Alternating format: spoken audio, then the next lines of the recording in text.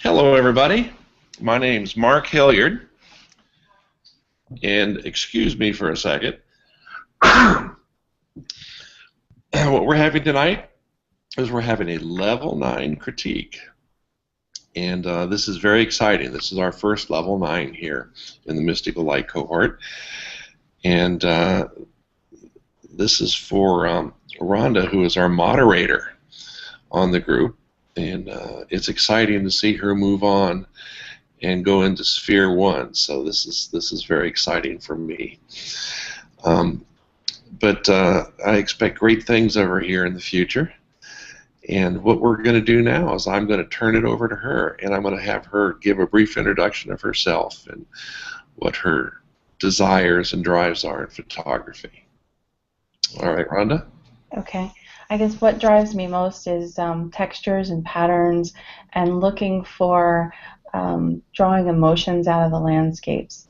And a lot of times you can see things, and we can have a couple people go and look at things the same way, but I'm inspired by dead trees and the forms that you find in nature that most people overlook.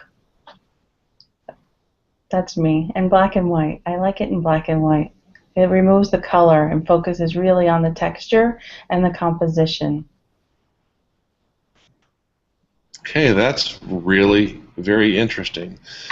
So I think you'll see some texture from me tonight. Okay. All right. Well, let's see if we can get this going here. I'm going to move some things around.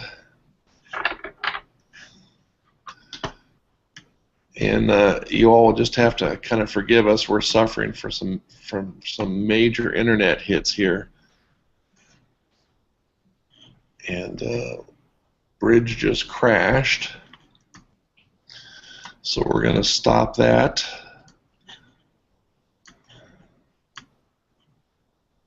And start up bridge again. And we're going to go right into sharing the desktop.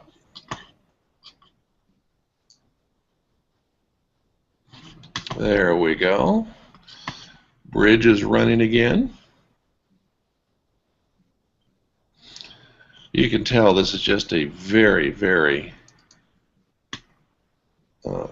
poorly executed evening for me.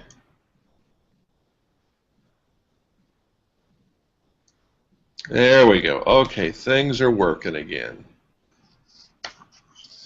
So here we go. Let's share the desktop.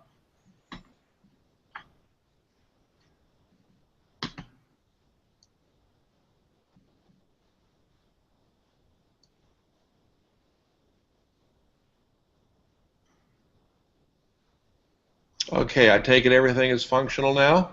I see it. All right. At last, something is working right.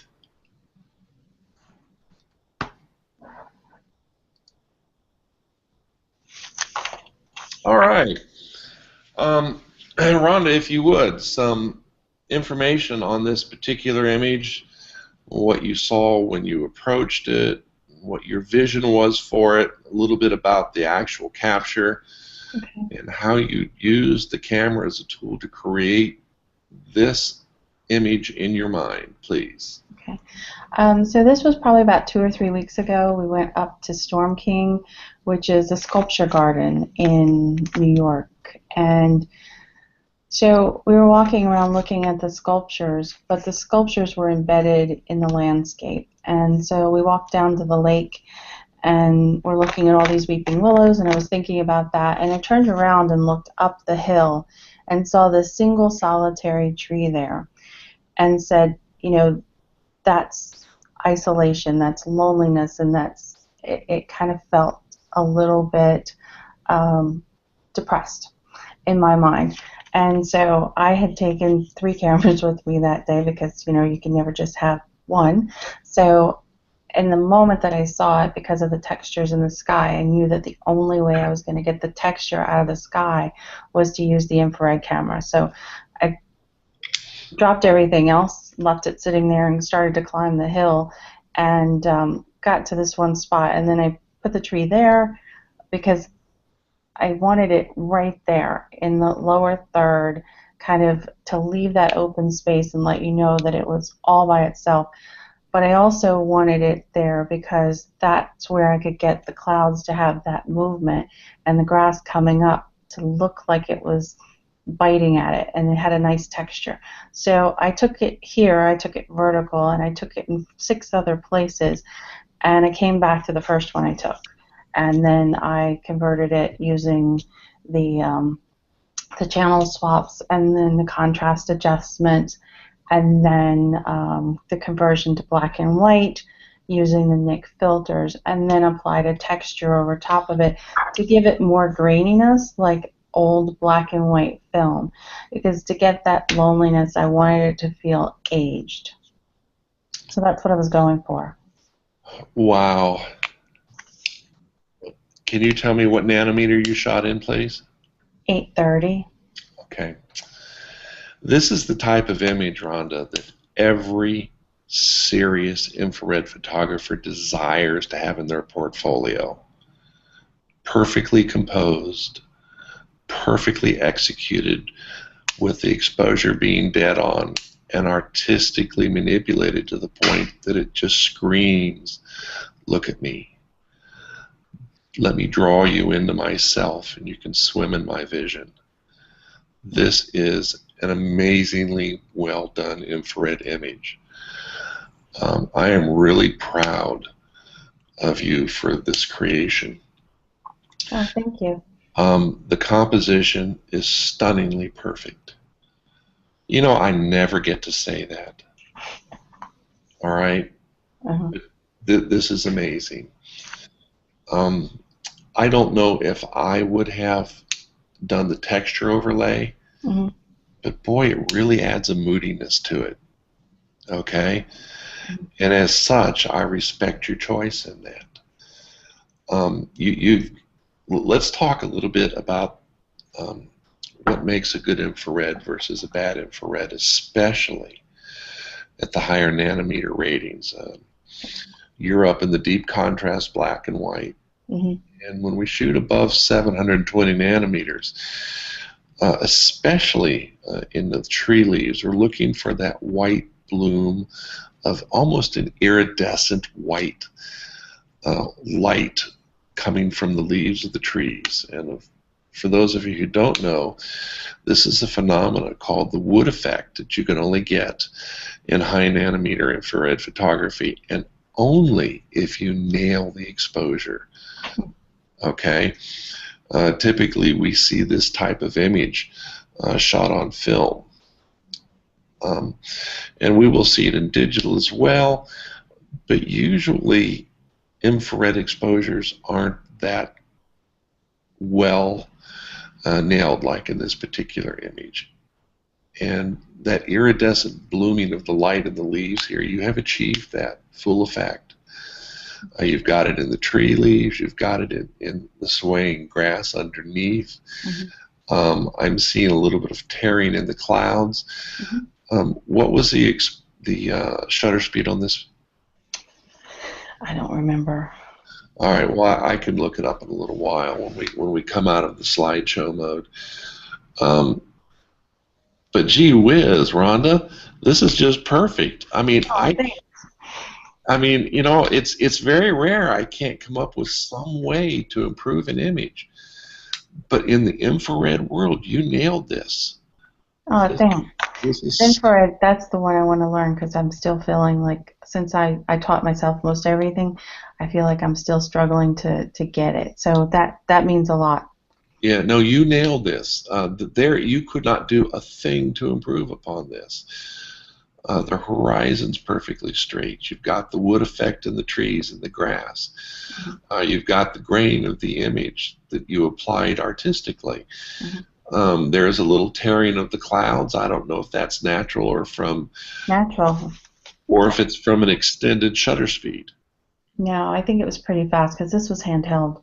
Okay, all right. Yeah, I lost my tripod head on the way up there, so everything had to be handheld.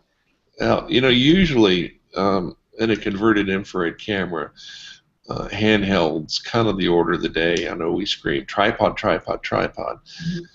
Mm-hmm. But for most photographers, infrared's a second Hmm. afterthought. It's not even a main afterthought, you know. Let's get up there. Let's get the color image. No, Let's get it in the can and done. no, I left the color camera at the bottom of the hill. Yeah. I Yeah. mean, I prefer working in black and white to color. I can visualize the scenes in black and white. I don't have to wait and be surprised in post processing. And boy, I wish I was there with you on this one. It was a perfect day. Oh, it is, and it's a perfect image. And we're going to give you the top score on this one because this is just, like I said, as far as infrared post processing goes, this one is perfect. Oh, thank you. Cool. I never had a 3 before. Yep, I love it. I love everything about it. And you should be proud of this one. I'll put it on my wall with some of the others. So that's a big one. All right. Mm-hmm. Well, now if you would share the same information about this particular infrared image. Okay. So again, I use my infrared camera. I saw this tree sitting by itself, but when I was in the parking lot, I noticed the sky was kind of streaky, and it had this flame effect going to it. And as I walked around and I saw the tree, I wanted to have the tree look like the flames were coming out of the trees. So that's why I went with the vertical image and stuck it straight in the center so that I could get that effect that the clouds were creating that just looked like fire to me.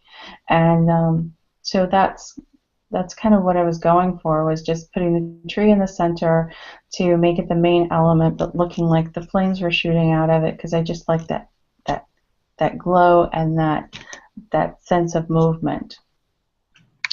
All right. So it's almost kind of like the Japanese war flag Mm-hmm.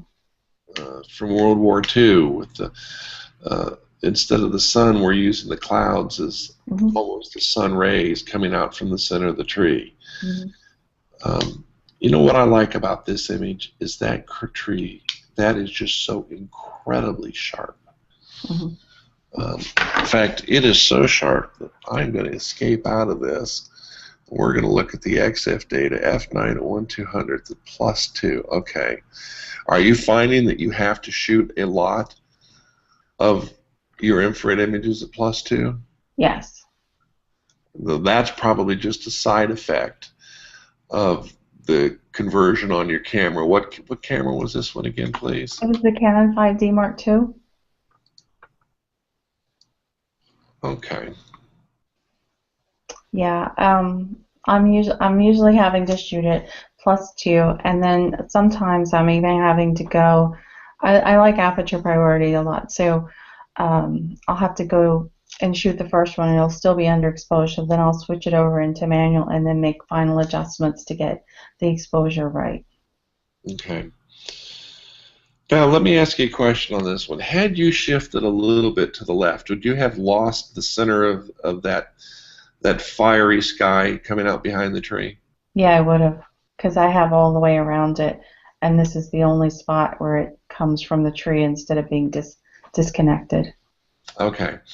Now, I loaded the raw version of this in Mm-hmm. in Photoshop this morning and looked at it. Is at first I thought that it was a little bit blown out in the sky, Mm-hmm. but it really isn't, and that's just a side effect of being displayed on different monitors. So there's absolutely nothing wrong with that. There is a little bit of room for improvement in that, and specifically I'm talking about this area of the tree here. Mm-hmm. There's absolutely no detail in this whatsoever. Yeah. And I'm curious if you had gone into Vivisa and added a little bit of shadow adjustment in there, if we could have brought out just a slight amount of detail. Probably. It's hard to tell from looking at this image, and I did not run this through the processor myself to see. That is the only slight pick that I would have on this, that this is just a little bit too dark, and because it's so dark, it's drawing our eye directly to the base of this tree rather than up here at the center. Mhm. We're getting this burst of cloud radials coming out where our eyes really need to be. Now, eventually, we do make it there. Mhm. Um, But but it's a stop sign. for this one, I would suggest that in the future, on this particular style of image, try bringing out a little bit more detail in the trunk of the tree. Okay. I have a feeling that you do a lot of this style of shooting, and it works for you. Yeah. I like the varying textures and the varying contrast levels in the monochromatic data that we're getting across the field. And if you notice, they're almost like rays, again, pointing into the tree. Mm-hmm. I don't know if you planned it that way or that's Okay, just I picked that tree for that reason. okay. Well, this is a phenomenal image. And again, even with the darkness of the trunk, we can overlook that and say, you know, I'd be really proud to have this in my infrared library as well. I do think that you're getting good contrast across the sky. When we're shooting it above 800, 830, 850 nanometers, we're expecting to see the blue areas of the sky be dark black, and Mm-hmm. you have achieved that. Um, you might have been able to pull a little bit more detail out of this cloud structure, just to increase the moodiness of the image just a slight bit. Of course, you know how you would do that, right? Just Mm-hmm. a little bit of structure in Vivisa. Exactly. Okay, things to consider. Okay. But wow, this is definitely a wow image.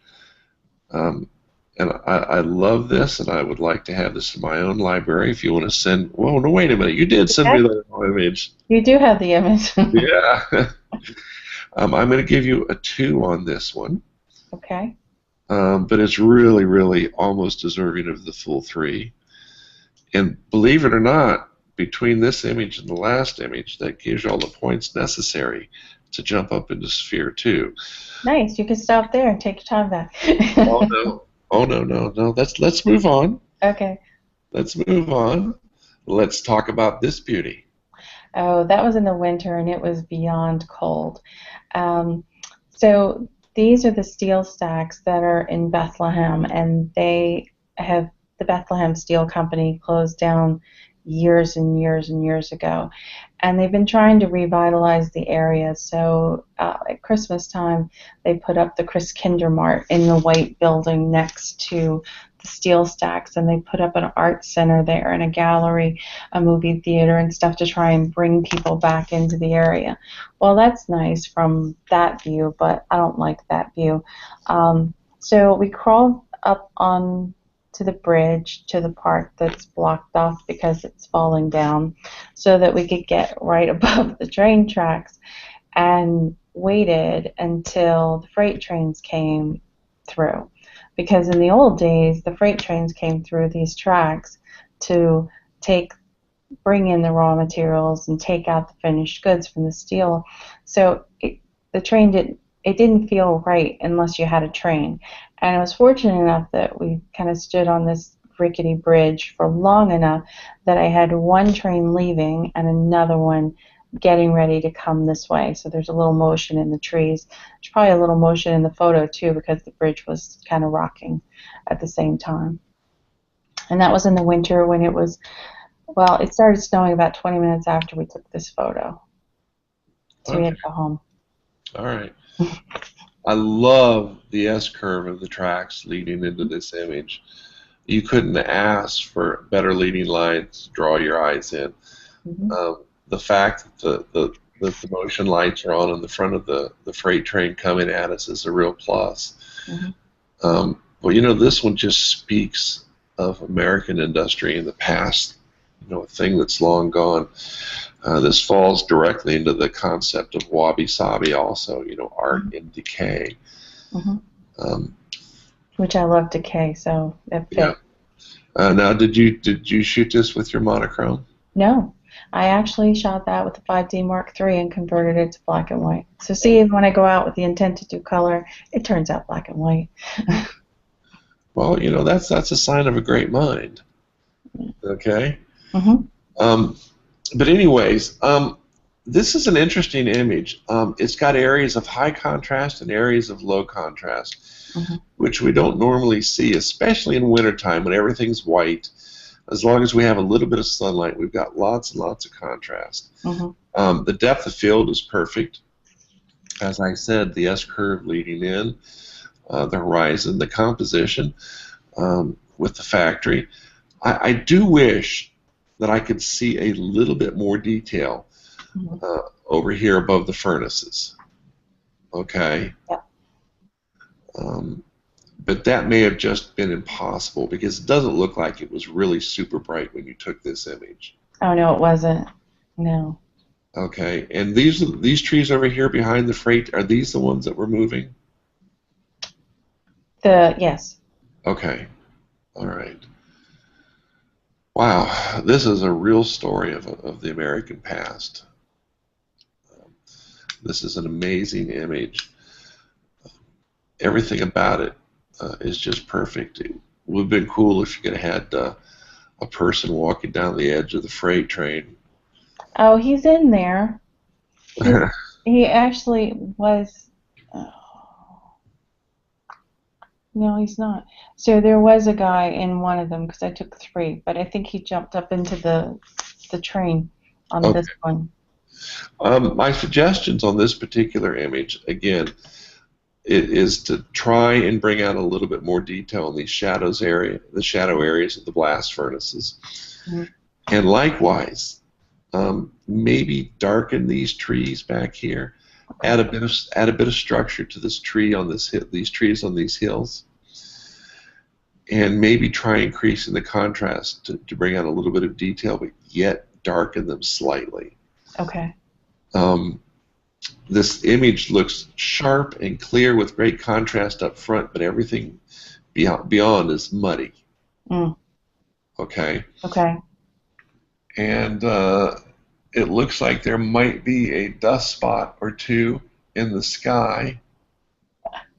Probably.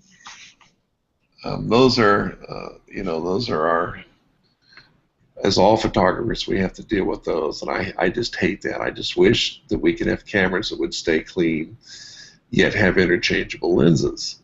That would be so nice. Uh, Mine seem to just collect dust. It's like, yeah. well, You'd the think Leicas I are was shooting far it. worse than anything I've ever owned. Oh, the For, like is horrible. yeah, but this is a fantastic image. I would love to see this one in print form. Okay. I also would like to have seen this with maybe just a little bit more room between the train and the right-hand edge of the screen. Maybe not change the composition, but change your position on the bridge a little to the right. I think I could do that. Because the If you were train, going to say left, I can't go left because there's a hole there, but yeah. left happen. I like the fact that we've got this freight train, we've got the other one back here. I don't want to lose this one back here. Mm-hmm. But maybe just shifting, 10 or 15 feet to the right Mm-hmm. on the bridge would have centered this up a little bit more, so that it wouldn't look like the train is ready to run off the side of the image, which of course it is.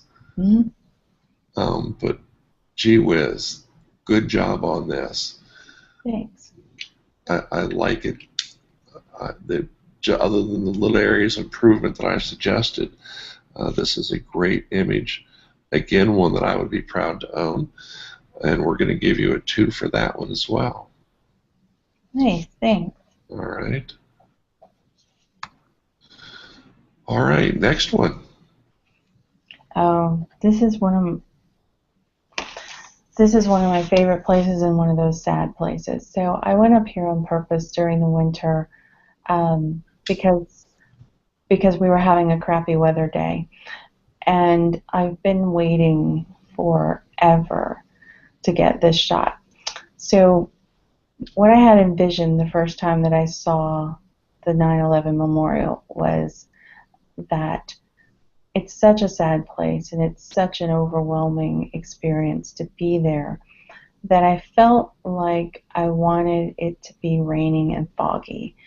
And I wanted that because of the tears from the people who had family members who perished there.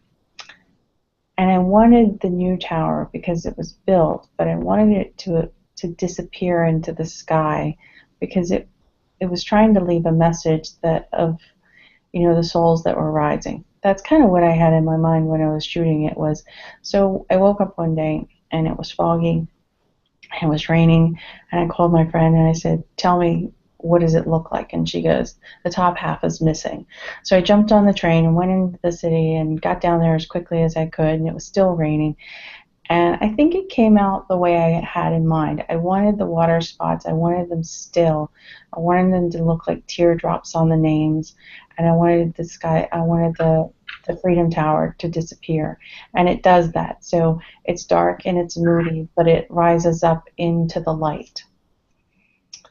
So that's what I was going for. And this one was shot with the monochrome. Okay, how wide a lens did you use? 28. Okay. Wow, you achieved every one of your goals on this. You're a very deep person. Twisted. No, just deep and moody. You said that you wanted the raindrops on the memorial to signify the tears of those that have passed and those that are around and having them in their memory. That's really deep. Mm-hmm. And you nailed it. Mm-hmm. I like the fact that we see one complete name here, Mm-hmm. and then we have incomplete names leading off into the distance and turning and going around in that sea. The tower going up through the fog. You could not have asked or planned, which you did, I planned it for over a year. for a better day to achieve this. Now, talk about your long-term goals. Your vision was perfect. Your execution was perfect. The composition is perfect. The even well, let's see. I'm going to say that even the exposure is perfect. Even though the fog's a little white, it adds to the ghostliness of it. Mm-hmm. And I can tell that this was an artistic planned interpretation that you then set your mind to and then use the camera as a tool to create your vision. Mm-hmm. On the suggestion side, I find these two people with their umbrellas I here. know, they're bothering me now that I'm seeing it on your screen. I'm like, These, they need to go. these are bothering me. Mm-hmm. Not to the point of subtracting from the image, but they're just, and they don't really draw our eye away from the main subject because our eyes are going to follow these letters down and around where the people are anyways. Okay? Mm-hmm. I'm going to look at the sharpness of this image. Boy, those umbrellas have the I Love New York on them. Wouldn't it have been cool to have one of those umbrellas placed right here so that you could read that as well? But yeah, the brightness of the umbrellas, even though the people are an integral part of the image, the umbrellas are really distracting. Mm-hmm. And that is the only nit that I could even possibly suggest that you work on. I'm just amazed at your pre-visualization over long-term goals on this, and the fact that you took a year to get this done shows both fortitude, forethought, and artistic creative side that a lot of photographers are lacking. And even though the umbrellas are a little distracting, we're going to give that image a 3 because get rid of them. Now that I can see them up here, I'll get rid of them. yeah, but it's still worth a 3 on this. This is just so very well executed. I'm sitting here in amazement looking at your artistic powers, and this is way to go. Thanks. Okay, see, I thought I'd get to be have a little bit more suggestions, but oh well, next time. Next time. On this one, you can have a lot to say. This is Okay. Moab. Um, what can I say about this? I was standing out in the middle of the desert in the morning waiting for the sun to rise in the other direction, and it did. And I didn't like what I saw, so I turned around and used the road and made this one. So this was because I didn't like what was in front of me. I turned around. And I used the road because it led into the mountain. I wanted the tree, the little dead tree, my love of dead trees, on the left to be an anchor point to push you back in. And I wanted the road to follow up into the mountains. And I wanted to keep just a bit of the wispiness that started to come out in the sky as we were standing there. And it was early and it didn't have color. So I shot this one. I don't even remember what I shot this one with. Well, let's take a look. See here. Probably just the normal camera. 84 millimeter. It's Canon. Okay. Yeah, is it the 5D Mark II or the Mark III? Because I think it's the Mark III. Mark II? It is the Canon 5D Mark II That's infrared. f4 at 84 millimeters at 1/400th of a second. Okay. Mm-hmm. I would needed to know what the shutter speed on this was. Mm-hmm. Um, wow. So this one's infrared. Yeah, Okay. And what nanometer did you shoot this at? it's always 830. Okay, so it's an internal conversion, and it's not An like internal full spectrum conversion. or dual spectrum. Okay. Right. Okay, wow. Well, that explains why we have such moodiness in the sky then. Yes. Uh, 830 nanometers gives us that ultra high contrast black and white. Mm-hmm. I like the layout. I love the road leading in, and then it almost looks like it's going down a slight incline and then turning to the left in a curve. It does.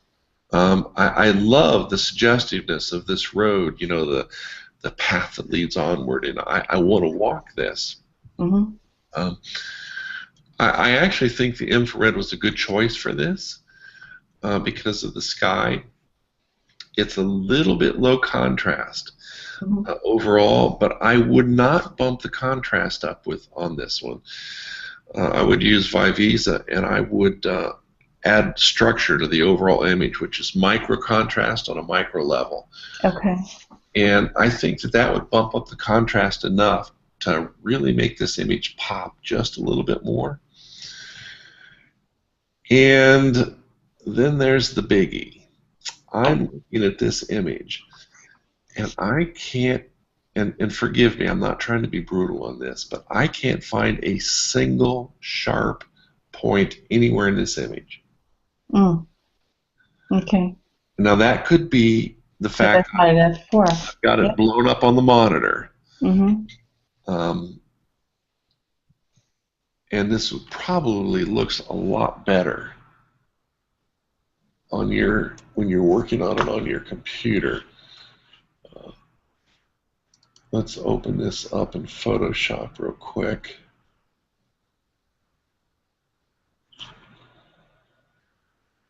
Oh yeah. Oh, that's that. Okay. Big difference. Okay.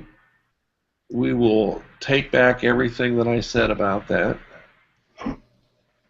Um, There's something sharp in there somewhere, right? yeah. Look at this. Look at the difference.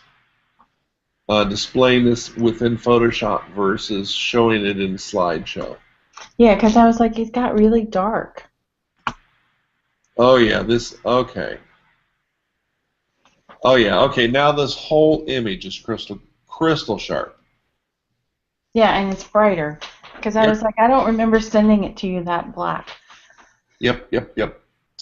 Okay. Well, you know the reason for that is Photoshop's going to apply all of the ICC profiles to it, Mhm. whereas Bridge is not when we run a slideshow of it. Yeah. And this is a lesson to me as well.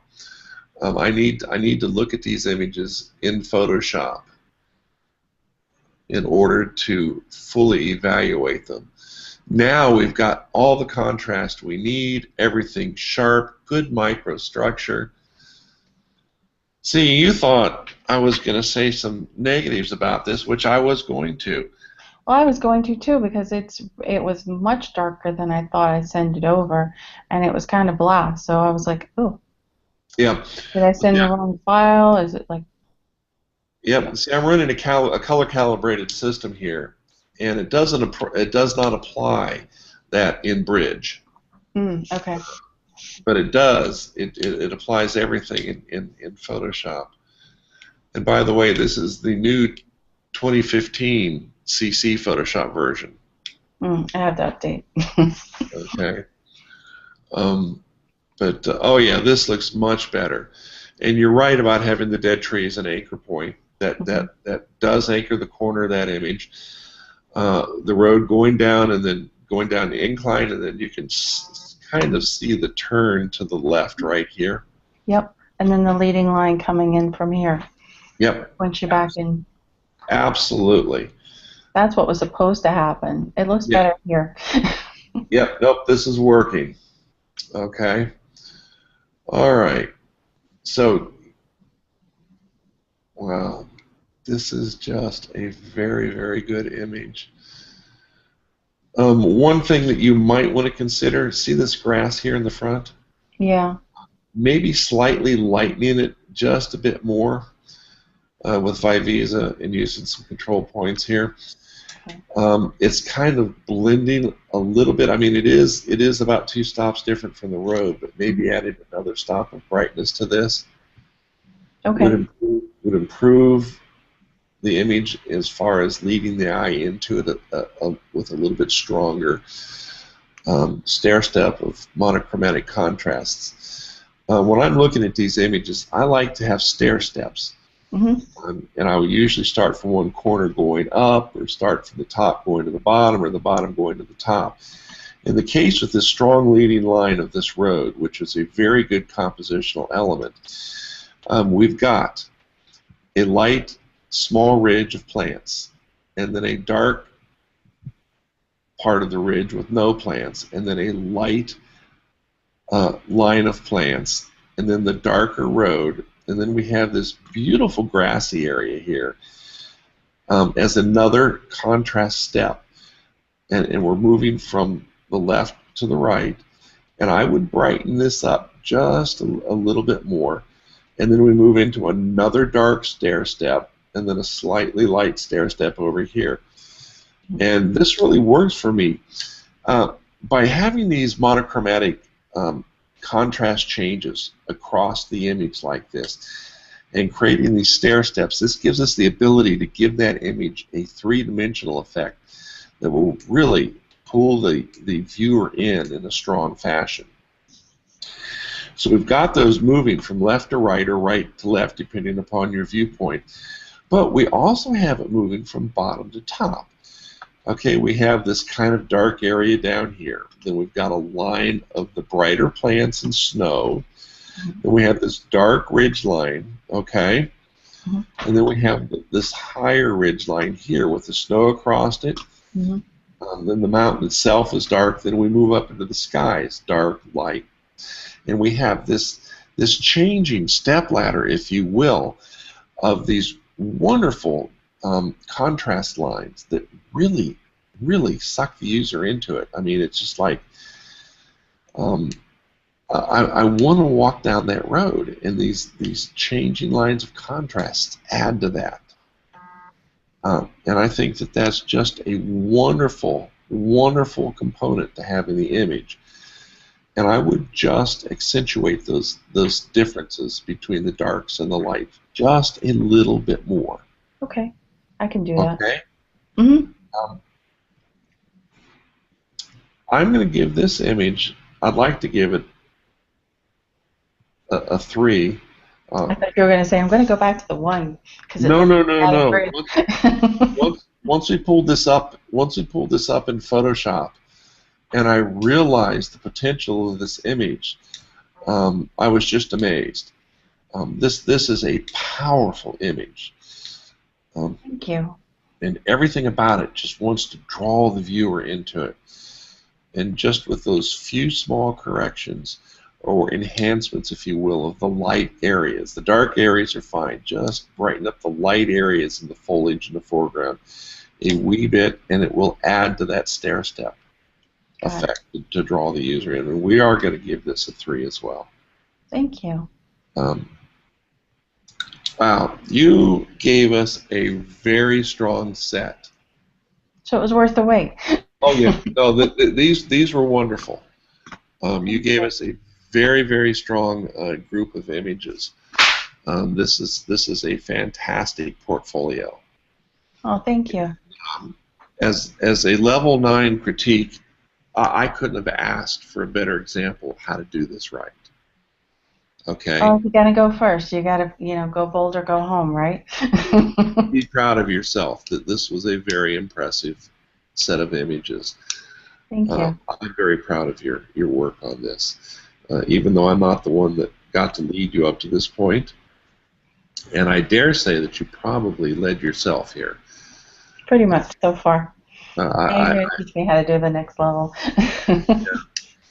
but these were wonderful, okay? And I give you a very well done on this. Congratulations. You have moved into the vaporous level of level 10, the level that does not exist. Now I'm Okay. going to go take more pictures, right? Oh yeah. Well, it's gonna get rough now. Okay, because everything's going to be new. Um, Okay.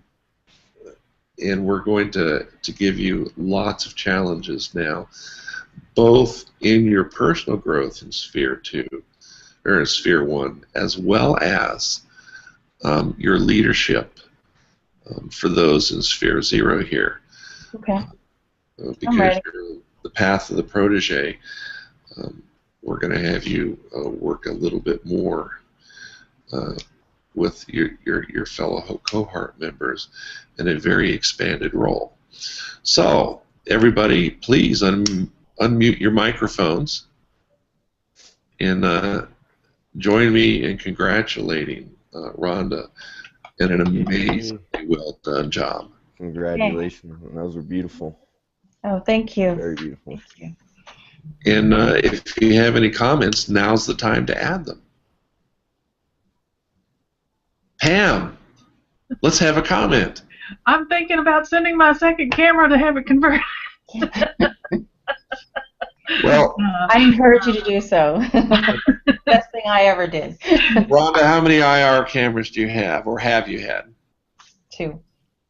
2. Well, I can see that you're becoming addicted to it. I became addicted the first time I saw a photo online with white leaves. And, it's kind of funny that I'm here with you now because I had mine converted by Max, but I went to Life Pixel and used all their videos, which were your videos, to learn how to process them.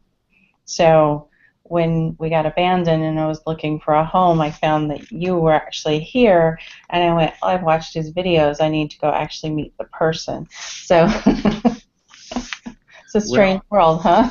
It is. It is. I mean, I've been shooting infrared for 30 years. I still shoot infrared film. I have infrared film. But I've I had. can't figure out how to get it developed, though. No, you're going to develop it yourself. We're going to teach you that. Okay. All right. I've actually done that about 35 years ago. One time. No, I do it every Sunday. I'll just send mine to you. But I do shoot in infrared digital as well. In fact, I've had 22 conversions. Wow. So it's a sickness for me. It is. And as a landscape photographer, Pam and Nick, you will be readily surprised at the level of creative license infrared will give you. Yes. And if you have an old camera that you're not using, even an old point and shoot, that is a viable camera to send off and have converted rather than sit and collect dust on a shelf. Yep. I have a trail cam that shoots in infrared after dark. Yep, that's deep infrared there. Yeah. Yeah, I love those photos. Yeah. I'll definitely have to send something out to get converted soon. Yeah, you Okay. will. And then you'll never go back. Well, again, congratulations, Rhonda. This was a group of just very impressive images. Thank you. I am very happy that you chose me to be able to critique these for you, and I hope to see a lot more from you in the future. You will. All right. I'll take more pictures now that it's not snowing.